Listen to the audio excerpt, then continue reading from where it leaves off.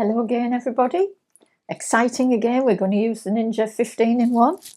And today I'm making a pork casserole. It is a Mexican casserole. It's called green pork. But it's super delicious. And it's a great one. It freezes. It's just brilliant. And it's a lovely way of using up a cheaper cut of pork. I use shoulder. Considerably cheaper than the pork loin. So it's a good one to go with. 2 pounds of diced pork. Now, in the recipe, it asks for an item called tomatillos, which are Mexican fruit, a bit like a tomato, only all green. Can't get those quite so easily in this country, so I'm using, and I've adapted this recipe to use 1 large green diced pepper, 1 large white onion and 2 cloves of garlic, 1 large fresh tomato, 1 green chilli. It is a large green chilli, folks, so if you only have small ones, do 2. We're going to be putting in lots of nice chopped coriander, which I've got to chop up yet. We're going to be adding lime juice last minute, and we're using the herbs cumin and oregano, and also about 300 ml of chicken stock, okay? First step is to sear our meat. We want to get a little crust on it. So I've got this on, it's coming. That feels quite nice and hot in there. So I'm going to test it by throwing 1 piece in. So I'm going to put a layer around the bottom. It doesn't want to be steamed. We actually want to sear this.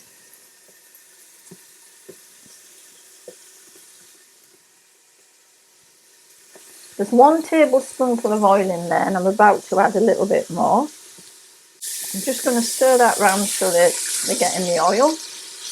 I'm just going to leave that alone for a few minutes to get seared on one side before I mess with it. See what I'm getting. Yeah, I'm getting a little bit of sear.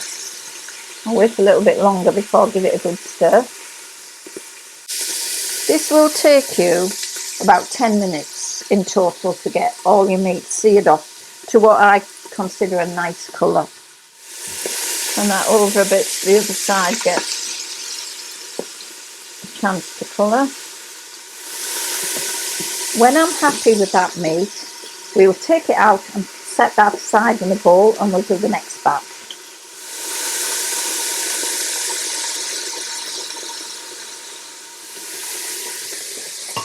Right, I'm going to take this first lot out.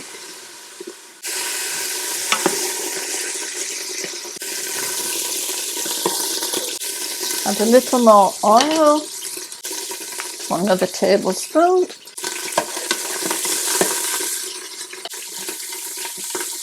I do need to make an apology. One of my subscribers today sent me a little message saying, did I realise I hadn't given anyone any quantities to do the picadillo? Whoops, no I didn't, hadn't a clue. That will be put right today. I think it's because it's one of those I kind of make without following the recipe. Just simply forgot it, and I was talking too much, telling you about this. It was excitement, that's what it was. Made the mind just stop. But we'll get that put right today for you, okay? Right, back to it.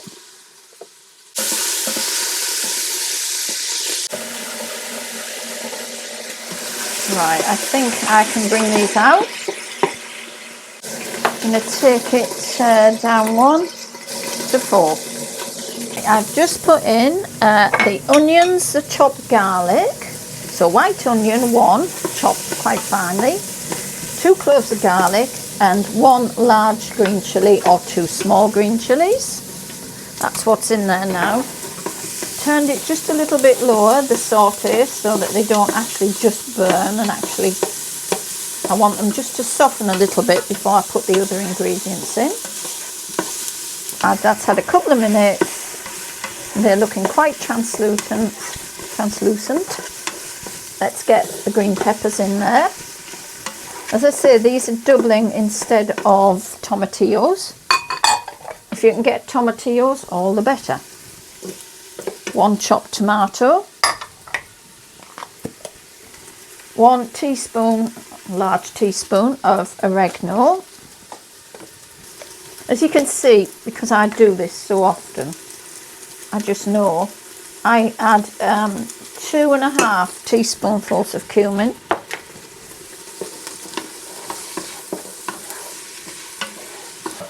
Right, just want to share this with you guys, what I do during the winter months when fresh herbs are harder to get hold of and to keep. When the big bags of coriander, which I use a lot of, come in, I just shove it straight in the freezer, freeze it, okay, brilliant. And then all you do, you don't even really need to chop it, just crumbles in your hands. It's not like fresh, you can't use it for dressing a salad, it's only good for cooking with. But seeing as I do lots of cooking with coriander, that's brilliant for me. And it all goes in there. And that's it. And you can even use your stalks and coriander, particularly if you're pressure cooking it. So it's a good one if you're using coriander to cook with, but no good at all for fresh work, such as salads and things like that. Okay, now I think it's time that we brought the meat back into that. And any juices. I can now smell the herbs, the cumin and the garlic and the chilli, and it smells delicious. Right, and this is where I add my chicken stock, so 300 mils. Give that a stir around. Now I'm going to turn that to a high saute because before I put it on pressure, I need that on an actual boil. This is why I like pork. It's a very forgiving meat. You can actually put it on a boil, and because it's been pressure cooked, it's not going to make any difference. I'm going to take it over to slide. Check that my vent is shut. I think I have to stop. And put it onto pressure cooker now. Okay, and we're on pressure cooker. It knows what I'm wanting. And I want a quick release on that. Quick release. There we go, guys. And I'm putting it on for 30 minutes. Now, in my oven, when I was using my oven, I would be cooking this for 1.5 hours. So I think actually I might try 35, yeah, because I do want this, the idea of this pork is it falls apart. So let's go for that and let's click start. Right, and I'll see you in 35 minutes. Fingers crossed that I have a delicious pork casserole to share with you. See you soon. Hello again, we're back. Right, a couple of things I want to warn you about. I had a quick release go off here just a few moments ago. It can be, for anyone who's a bit nervous, the noise it makes is a bit like you're a truck reversing. You get this weird beeping noise and it's warning you that a quick release is coming. And my word, it is a quick release. I would not be stood right near my pot when there's a quick release. Stand the back bit as it goes quick release. Stand back a little bit just to make sure. I mean, it was nowhere near me, but if I'd been very near to it, I think I would have been a little bit nervous. So that's just something to be aware of. It is quite a little bit startling, shall we say. But the results in here look excellent. Okay, that is beautiful. That meat, I've just tried a piece, is butter soft. It melts in your mouth. What I'm going to do now is, because there's quite a bit saucy, I'm going to put it on and reduce. I'm going to take it back to a saute just to reduce it a little bit more. And I'm adding the lime juice, which is a bit of acid in there. So that's 10 mils of lime juice that's gone in there. Stir that round, turn it back on. That's what I want. And I want, right, sear and saute. So that's going to saute now. Just to reduce it a little bit, okay? I've got rice, basmati cooking here, green beans, and then I will serve it. Just I've had a message today from another subscriber saying he was really disappointed. He's tried cooking my homemade chips. And he said the times I gave him and the temperature I gave him left him with burnt hard chips. So I was devastated. I want you all to enjoy food, but my timings, guys, things like the air fryer, look at them. If you look cooked, take them out, test them. It's your timing's a guideline. Yeah. So timings, you know, I can't judge what thickness he made his chips. All I know is that timing worked perfectly for me, and I've had quite a few people message me and say they've had to go 22 minutes, they've had to go 16 minutes, but they've used their own judgment. I can't be there and say measure the chip and say it's 3/4 of an inch thick and it's 4 inches long. So all I'm saying is, guys, I'll give you the roughest time, I'll give you the time that I work with, but I can't stand there and actually say this is bang on perfect.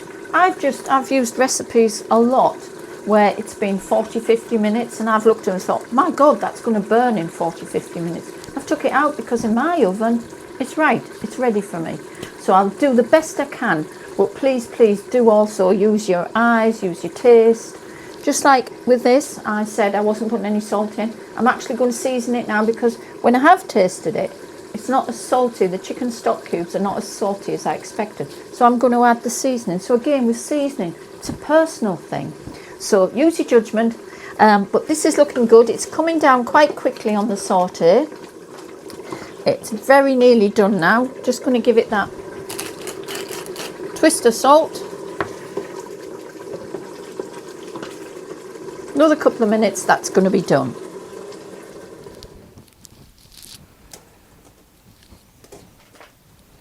Right, this meat, I wonder if I can show you how soft it is. I don't think I can. Let's see. Go on.